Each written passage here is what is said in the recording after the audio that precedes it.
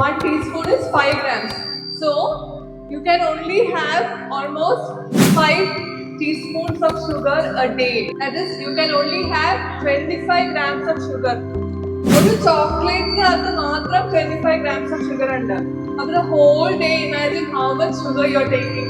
ഒരു ഇങ്ങനത്തെ ഒരു 300 ml ഗ്ലാസ്സിൽ വരുന്ന ഒരു ഫ്രൂട്ടി അല്ലെങ്കിൽ ഫ്ലേവേർഡ് ഫ്രൂട്ട് ജ്യൂസസ് നമ്മൾ കിട്ടത്തില്ലേ, മാസ, റിയൽ, ട്രോപ്പിക്കാന, അങ്ങനെ പല ഫ്രൂട്ട് ജ്യൂസസ് ഇല്ലേ പാക്കറ്റിൽ കിട്ടുന്നേ, ബോട്ടിലിൽ കിട്ടുന്നേ, അതിനകത്ത് 46.8 grams ഷുഗർ ഉണ്ട്.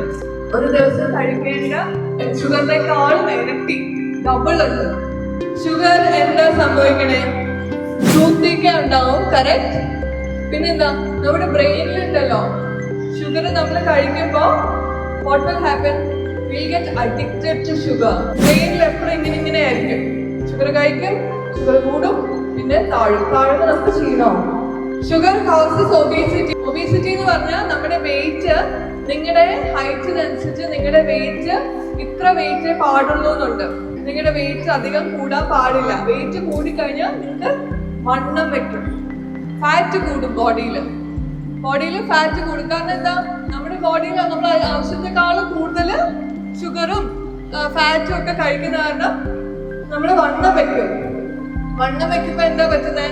നമുക്ക് പ്രൊഡക്റ്റീവ് ആകാൻ പറ്റത്തില്ല. We cannot be productive. We'll be sick. We'll not be able to run properly. We'll not be able to listen to class properly.